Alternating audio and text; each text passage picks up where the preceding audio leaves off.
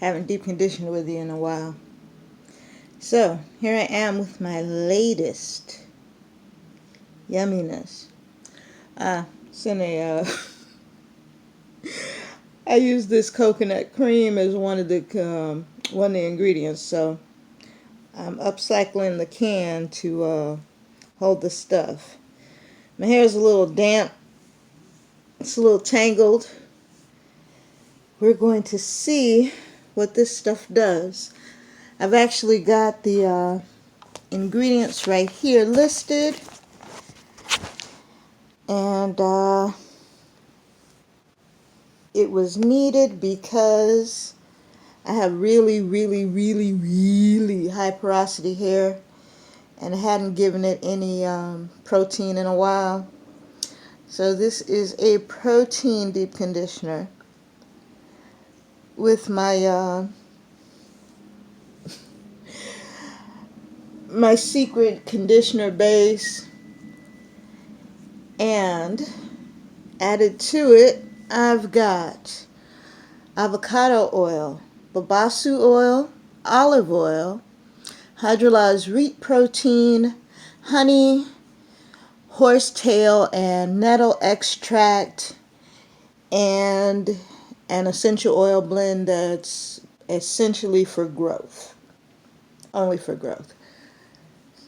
So those are like the oils in that blend are like eucalyptus, bay laurel, a few other things. I've got it listed, but we won't go into that. So, only because I haven't been doing anything in a while, I'm going to let you see what this does to my hair, right as I do.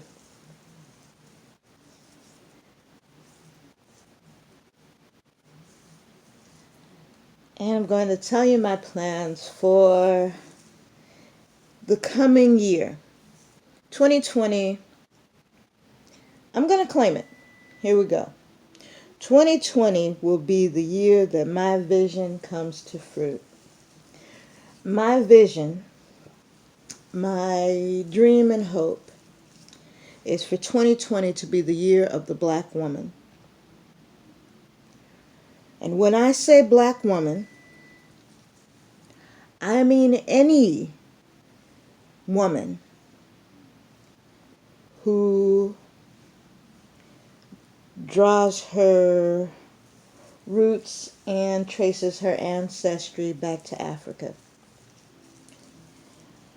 It's time. It's really time. And I'm not talking about it being the year of the Zendayas and the Rihannas and Tracy Ellis Ross and all the beautiful biracial and part black chicks. No shade, no tea to none of y'all. Love all my sisters dearly.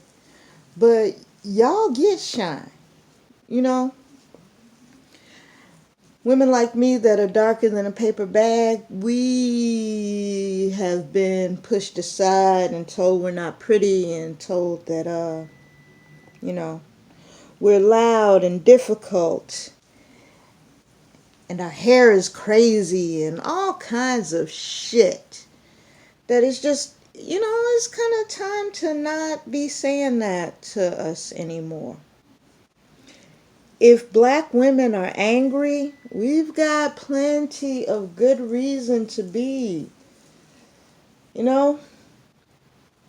Back in the days when we made the trip over, my brothers, and I love you truly, please know that, but my brothers were in the bellies of the ship, tied up tight and wondering what was going to happen to them. My sisters were up on the deck of the ship with the people that were running the boats, finding out for damn sure just exactly what was coming for them. I don't think they even had to use a whole lot of chains and shit up on the deck, because if you've been kidnapped, stolen, put on a boat to God knows where, and then got raped a few, 3 times before the anchor was even on the damn ship good, you have a fairly good chance of not really giving these people a lot of trouble. Because, you know, it's just, we're two sides of a coin. But there's a different perspective on the heads and tails of it. So, my brothers, I know y'all got y'all whole deal. I understand. It's hard to be a black man. But at the same time, at least you get to be a man. You get some of that assumption that you deserve the respect due a man. And I'm kind of tired of the whole patriarchal idea that just because you were born with testicles, you know, the world owes you something. I'm ready for women to start having rights and respect granted to them just by base of being creators of life and givers of nurturing. It's time for us to honor female power and female knowledge, you know, and I feel that in the coming year that's going to come to pass. Now, my contribution to all of this is going to be, at first, through my love for our hair. Our hair is unique. There's no other race of people that have hair like ours. There's no other race of people that could create it. And we've been told repeatedly, daily, for centuries, that our hair is ugly, our hair is terrible, our hair is a problem that should be covered up and straightened out and dealt with. And I want my people to start accepting and loving their hair, because that, you know, we come in all kinds of shades. But when you get down to kinks and coils like this, you know, that is unique to the black experience. You know, there are other people around the world who might have our skin tone, but nobody has this hair. And if we can learn to embrace and love it, maybe we can change the narrative and stop letting our kids believe that what the world tells them. If our hair is ugly, what about what's underneath the hair?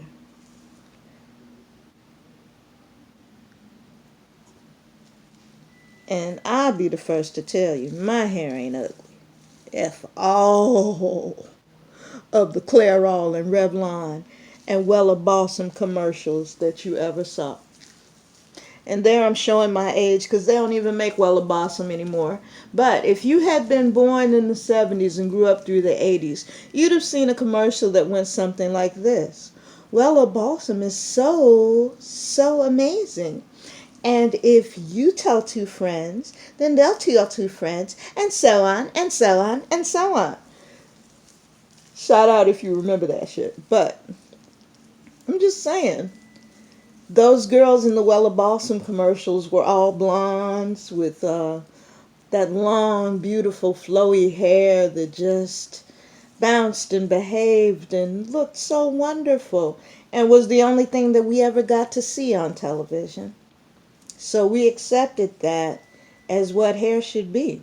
And some of us went out and bought that fucking Wella Balsam shampoo, which was terrible for black people's hair, please believe. We didn't have a whole lot of choices back then. But that mess was real bad for our hair. But here we are. If I hadn't had the Wella Balsam experience, I wouldn't have realized how good shampoo was when I finally got introduced to some. If I hadn't had the experience of being told that my hair was ugly and a problem and difficult and all these things, maybe I never would have learned to love it, because I had to learn to love my hair in spite of what all they were saying to me. And now I'm at a point where I love this mop. This mop is mine. This mop is beautiful. And I'm going to feed her and nurture her until she gets to where I want her to be. She's on her way, but we got a long ways to go. So my vision for the coming months is that I'll be able to share my products with beautiful melanated people. I'll be able to teach them that it's not difficult to deal with kinky hair. It's well worth the effort and time that you spend on it. And the hair itself is beautiful and worthy of love, as are we as people.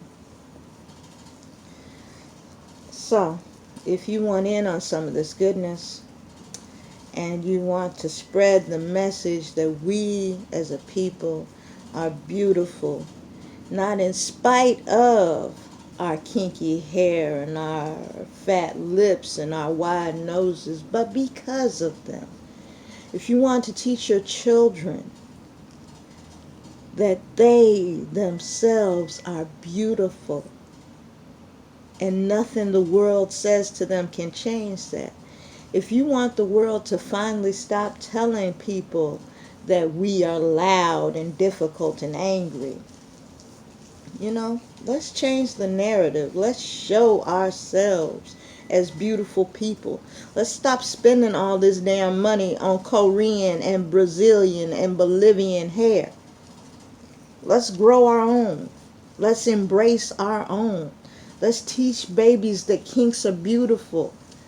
Let's teach our 4C sisters that they don't have to hide. We're not going to be calling each other silly and all this bullshit. We gonna love ourselves because nobody else does. At least that's my hope. That's my vision. That's my vision. If we start loving ourselves, maybe we'll stop even being in these movies that show us as difficult. Maybe sisters will refuse roles that show us as not worthy of love and not beautiful or sexy. Maybe. But even if not, I'm going to do my part to make sure that it happens. I'm going to do my part to make sure that as many people as I can will embrace themselves and the hair that comes out of their heads. I'm just making this prediction. Anybody who knows me might know that I kind of love to preach, even though I don't go to church no more. But I feel like my voice should be heard. All of our voices should be heard, but because the perspective of black women is so neglected, who else is going to say this but me? Who else is going to publish it but me? And hopefully some people will care. Oh my goodness. I was totally forgetting to say, but do y'all see? Do you see? And I'm almost done. I just got the back, and as you can see, it goes on, and them tangles just fall out. Oh, yes. Yes. We gonna love this.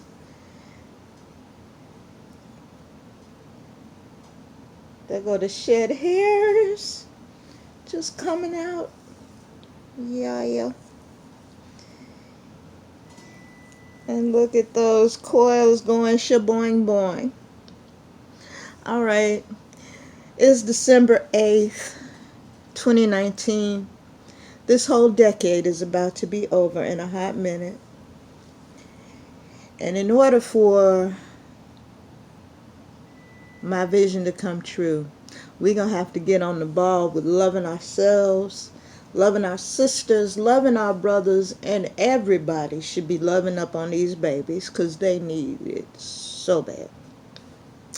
that's the end of my little Sunday night rant. I'm going to finish this hair in the back and put a cap on this stuff and let it soak in. But yeah, I think we got a winner.